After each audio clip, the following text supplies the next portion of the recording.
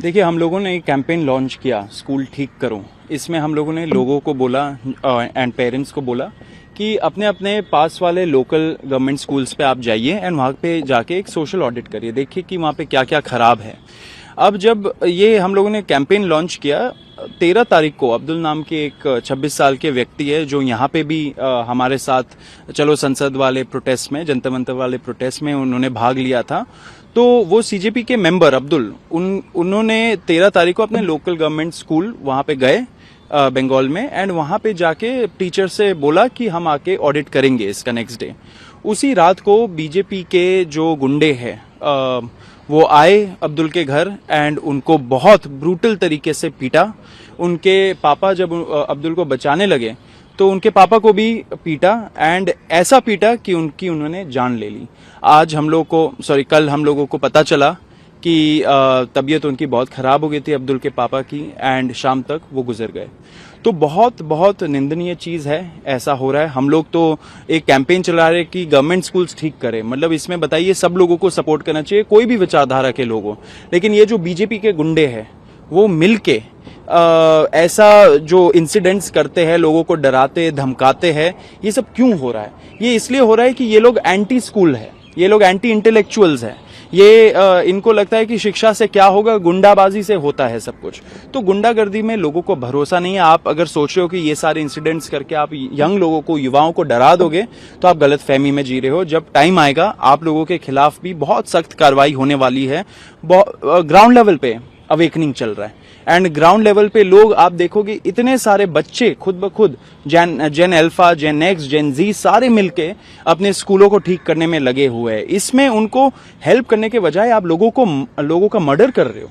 मतलब बताइए, शर्म आनी चाहिए। बीजेपी वाले भी जो है उनको भी समझना चाहिए कि ये सारी चीजें पोस्ट जंतर मंतर इंडिया में नहीं चलेगी, युवा एक्सेप्ट नहीं करेगा। उनको अपोलोजाइज करना चाहिए इस चीज के लिए। इसलिए हमारा जो एक डेलीगेशन है, आशुतोष रांका जी जो है, आशुतोष जाएंगे बंगाल, कल जाके अब्दुल से मिलेंगे, उनके फैमिली से मिलेंगे एंड पुलिस को बोलेंगे कि ऐसे लोगों को सख्त से सख्त सजा देनी चाहिए। एंड जब तक सजा नहीं मिल जाती है, जब तक उन्हें justice they are not brought to justice, तब तक हम लोग रुकेंगे नहीं। सीजेपी का पूरा फैमिली एंड सारे युवा अब्दुल के साथ है, अब्दुल के फैमिली के साथ है। सौरभ, इसमें आशुतोष के अलावा और कौन कौन जाएंगे साथ? आशुतोष के साथ जो हमारे दूसरे सीजेपी के मेंबर्स हैं वो सारे लोग जाएंगे।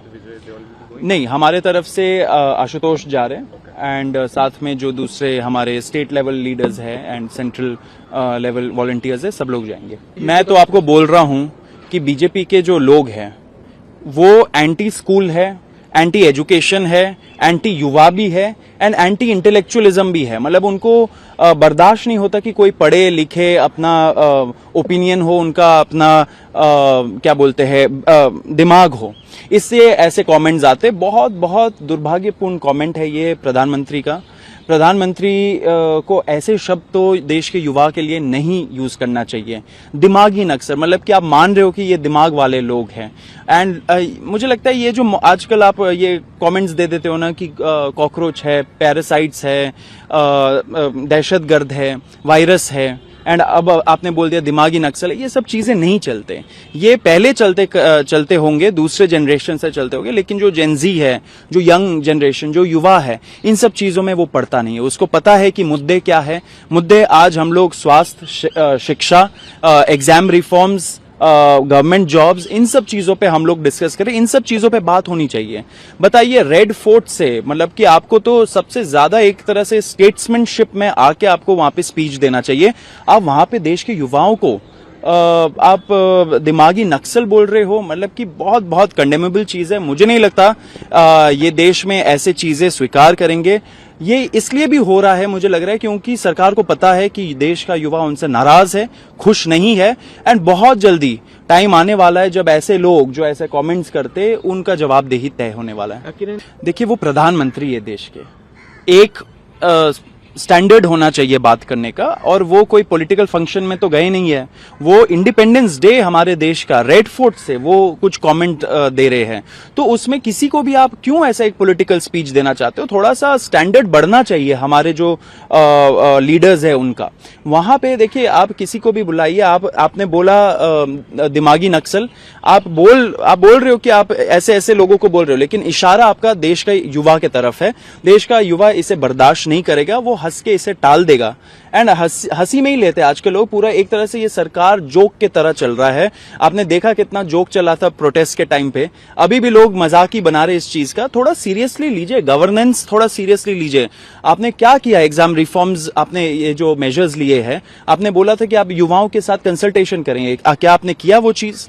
क्या आपने जो इतने सारे दूसरे प्रॉब्लम्स चल रहे हैं हमारे देश में, इतना बड़ा कैंपेन चल रहा है स्कूल ठीक करो वाला, उस पर आप लोगों ने कोई सहयोग किया? क्यों आप मिलके देश के युवाओं के साथ स्कूल को ठीक नहीं करना चाहते हो? आपको तो बोलना चाहिए कि जो युवा जाना चाह रहे हैं स्कूल, वहां पे हम लोग भी चलेंगे साथ में, आपके लोकल एमएलए को भी चलना चाहिए, बीजेपी के एमपीज को भी चलना चाहिए। ये सब ना करके आप बोल रहे हो कि दिमागी नक्सल एंड वगैरह वगैरह, ये सब आप बंद कर दीजिए। देश का युवा जवाब मांग रहा है, गवर्नेंस मांग रहा है। आपको गवर्नेंस पे फोकस करना चाहिए, ना कि ऐसे ये चीप कमेंट्स पे फोकस करना चाहिए।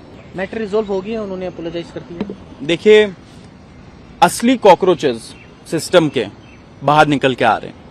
मनन मिश्रा जी ने ऐसा कमेंट किया, बहुत निंदनीय चीज है। आप कैसे, एक तरह से ये तो आपका वो जो तानाशाही वाला रूप है वो दिख रहा है ना, डिक्टेटोरियल माइंडसेट है आपका, कि आप बोल रहे हो कि क्योंकि आपने chief justice of India Suryakant के खिलाफ प्रोटेस्ट कर दिया तो आपका पूरा बैच को हम लोग ब्लैकलिस्ट कर देंगे। बताइए, ये हो सकता है? ये तो लोकतंत्र है। आप मतलब आप बार काउंसिल ऑफ इंडिया के चेयरमैन हो 2012 से, मतलब कि आप लॉयर्स को रेगुलेट करते हो, उनके लिए रूल्स बनाते हो, तो आपको तो लॉ का बहुत बड़ा विद्वान होना चाहिए था। लेकिन आपने ऐसा ऑर्डर पास किया जो एकदम इलीगल, एकदम असंवैधानिक ऑर्डर है। तो अब मुझे तो लगता है मनन मिश्रा जी को अपना डिग्री दिखाना चाहिए कि कहां से उन्होंने लॉ पढ़ा, कहां से वो ऐसा ऑर्डर पास करते। कुछ उन्होंने ऑर्डर अगर आप पढ़ोगे, उसमें कोई भी लॉ के प्रावधान को उन्होंने इंडिकेट नहीं किया। वो उन्होंने एक तरह से फरमान जारी कर दिया, वो उत्तेजित हो गए ये पढ़ के। उन्होंने अपने पीएस को बोला कि लाइए लेटर हेड, वहां पे बार काउंसिल ऑफ इंडिया के लेटर हेड में उन्होंने पास कर दिया एक फरमान।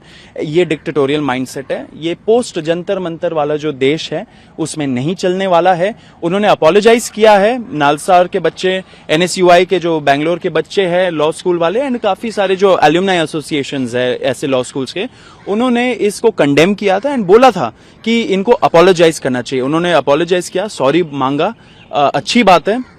लेकिन कॉकरोच जनता पार्टी ये बोलती है कि देश के जो लॉ स्टूडेंट्स है, जो लीगल कॉकरोचेस हैं, उनको डिसाइड करना चाहिए क्या इतने में वो खुश है, क्या इट्स डन ब्रो वाला बात आ चुका है। अगर इफ इट्स नॉट डन, फिर तो उनको रेजिग्नेशन मांगना चाहिए। लेकिन ये हम चाहते हैं कि ग्राउंड लेवल पे अवेकनिंग हो, ग्राउंड लेवल पे बच्चे ऑर्गेनाइज हो, एजिटेट करे अगर जरूरत पड़े, एंड हम सारा सपोर्ट उनको करने के लिए तैयार है। But the decision has to come from these legal cockroaches. अगर वो रेजिग्नेशन चाहते हैं, हम उनको सपोर्ट करेंगे। अगर उनको लगता है कि रेजिग्नेशन नहीं, सॉरी से काम चल जाएगा, तो हम उनको सपोर्ट करेंगे।